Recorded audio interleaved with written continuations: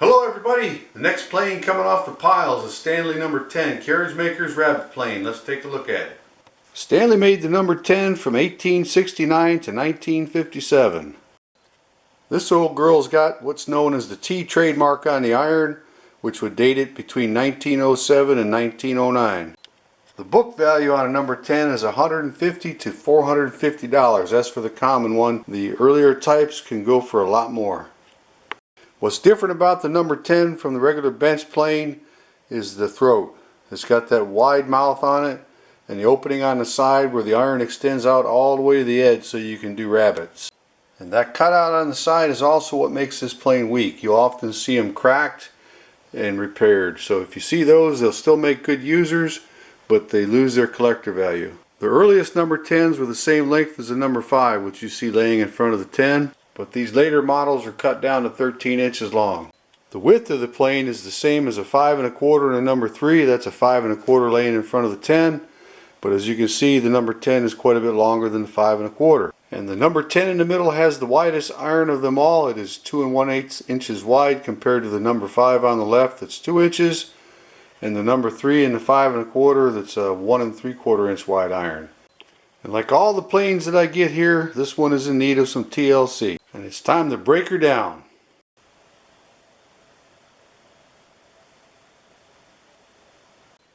There she is, all broken down, and the first thing I see that is probably the biggest problem with this plane is the tote. The bottom part where the screw goes through the front is broken, and that screw is missing, so I'm going to have to find a replacement screw and fix the tote. That's going to be the first thing I do so the glue can dry and it'll be ready to reassemble. This old plane has seen a lot of use. Look at where the frog mount is.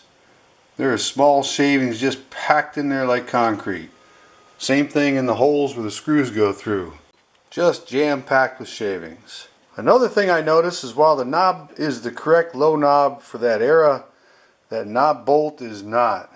Stanley didn't make bolts for the front knobs that were threaded all the way from top to bottom, so I'm going to replace that. I dug into my spares and I found a proper replacement. First thing I'm going to do is repair that broken tote. I found a suitable donor that's beyond repair. It's been broke twice. I will cut the bottom off of the broken one and the bottom off the good one and patch it in.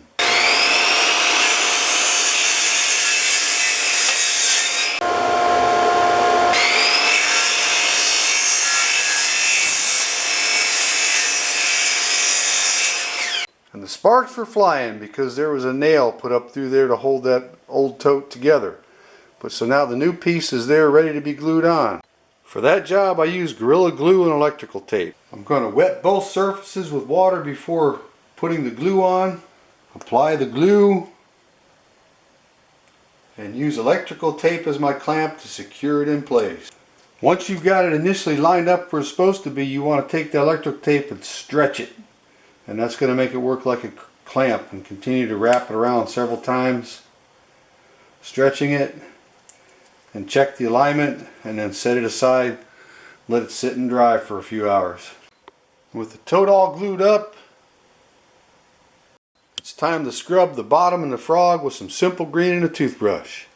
With the scrubbing done, I can see I've got probably about 50% of the original Japanning remaining on the bottom. And what is there is pretty flaky, so it's not going to stay on.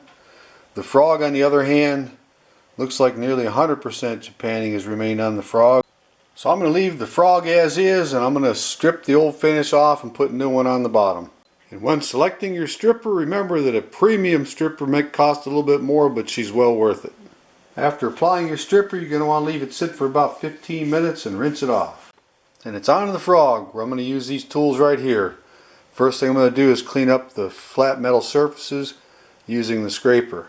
Scraper makes short work of the rust, at least the thick stuff. Get you down to some nice bare metal. I do all the flat surfaces to include the lateral.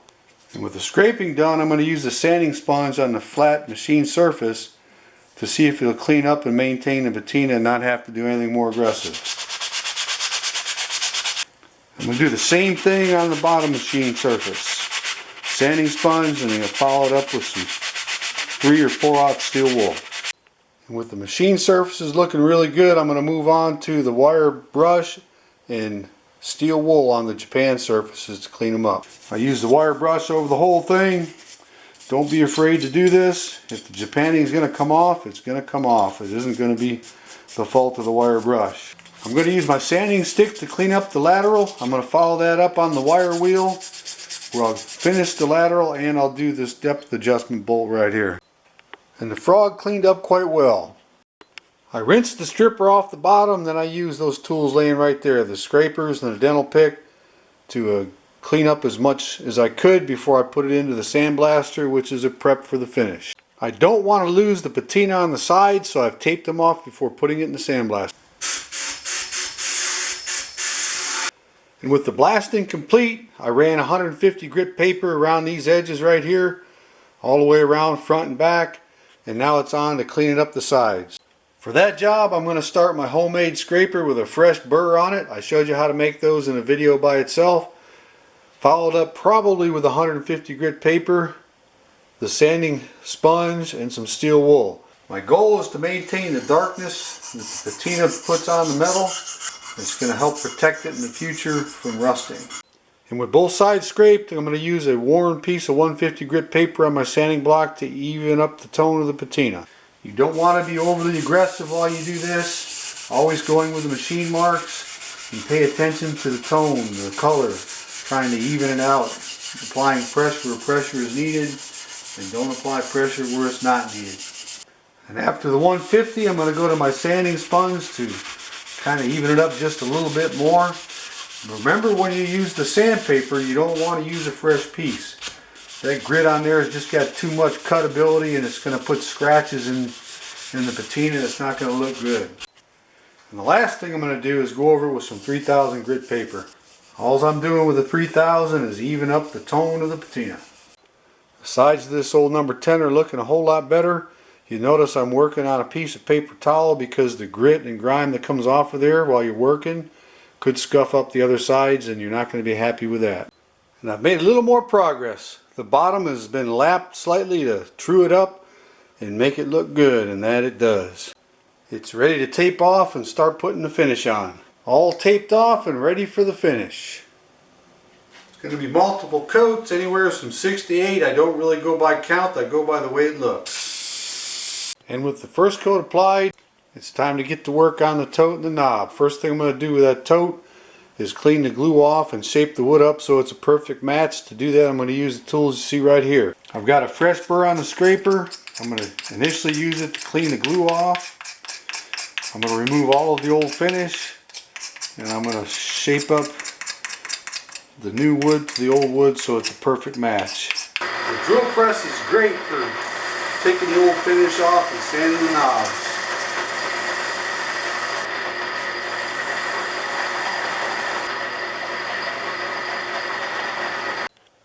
With the sanding and steel wool done, I'm going to put on a coat of gel stain. I've taped off the dark part that I added on to fix the tote. I don't want it to get any darker than what it is. I want to try to match up the wood as much as I can, if at all. I like using Q-tips to apply the stain, that way I don't have a brush to clean when I'm done. The tote, knob, and the bottom are now ready for their first coat of lacquer. The bottom gets one even coat. And the tote and knob get multiple light coats of lacquer. Next up is the lever cap. I'm going to clean up the back side in the sandblaster. And after the sandblaster, I hit the back side with the wire wheel. For the top of the lever cap, I'm going to use the scraper. I'm going to use that 150 grit sanding block, the sanding sponge, and steel wool to finish it up. I scrape them first because sometimes you can maintain the patina and don't have to go on to the more aggressive lapping and sandpaper. But most of the time I end up going on to the more aggressive lapping and sandpaper. The scraping revealed a fine looking lever cap, so I'm not going to go to the more aggressive 150. I'm going to go right straight to the sanding sponge and then hit it with some 3000 grit, and I think it's going to be beautiful. I'm using an old worn sanding sponge. And then I'm going to finish it up with the 3000 grit paper. Nothing aggressive, nothing heavy, just evening up the tone because there's still some patina remaining on this lever cap. And doesn't it look great? Look at there. So next I got to remove the tape and the little paper towel plugs from the holes on the bottom so it'll be ready to have dirty oil applied. And after removing the tape and the plugs, I'm going to take that X-Acto knife. I'm going to run it around the edges. Anywhere where there's not supposed to be paint, it's still soft and it'll trim right off with a fair amount of ease. And now I've done all I can do to the bottom because the finish is not dry enough yet where I can steel wool it and put on the dirty oil. So I'm going to move on to the iron and the iron cap. And the end result is an iron that you can shave with. And while the sharpening was going on, the base of the plane dried enough to where I can now take some 4/0 steel wool to the Japan finish. I'm going to rub it just hard enough to dull all of the Japan surface. And with that done, it's time to break out the dirty oil rag and wipe everything down. My dirty oil rag became a dirty oil rag from years of use. And with the dirty oil applied, it's time to clean up the small parts. For that, I'm going to use the dental pick for the slots and the screws, along with some folded sandpaper to get in there after the dental pick. I use a piece of sanding sponge to get on the inside of the depth adjustment knob, and everything else is pretty much done on the wire wheel. Just a few turns on the inside of the depth adjustment knob, and it looks real good. I get the initial crud out of the screw slots with a dental pick. And I'll finish the slots with some sandpaper that's been layered and folded to fit tight inside the slots. And then it's on to the wire wheel and some rem oil, and the small parts are done. And now it's time to finish the tote knob. I always use the sanding sponge with the grain, being careful not to go through the corners, sharp edges, back down to the bare rosewood. If you do, you got to reapply your lacquer. And after I finish with the steel wool, I shine and finish up using a paper towel. And the end result is a really nice looking tote and knob. The next step is to wipe the oil off of everything and give it a good coat of wax. The oil's been wiped off, all the parts have been waxed. Let's take one look at everything before we put it back together. Overall, I'd say these plain parts came out looking really good. So let's put it together.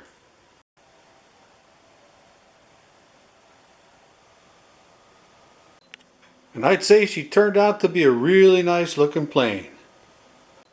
Let's get a look at her from every angle. The front knob turned out just beautiful. The iron still has patina, and so does the lever cap. Got a good solid tote repair, and the bottom is lapped dead flat with some patina remaining on the side.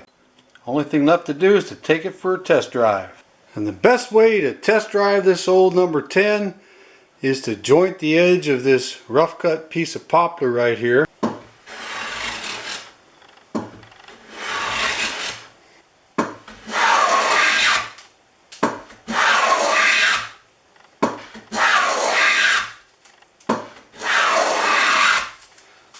And with that done, it's on to make a rabbet.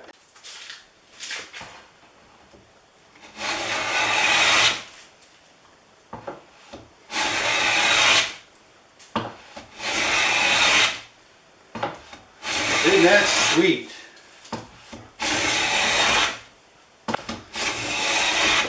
Doing a fine job.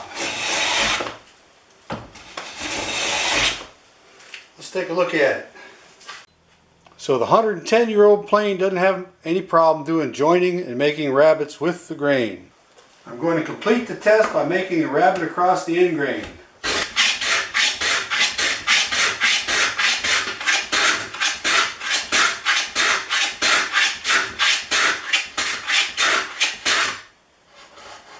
Just a little bit more. That's it. Perfect. So that beautiful old plane had no problem jointing and rabbeting that board. This old girl has passed the test and she's ready for a new home.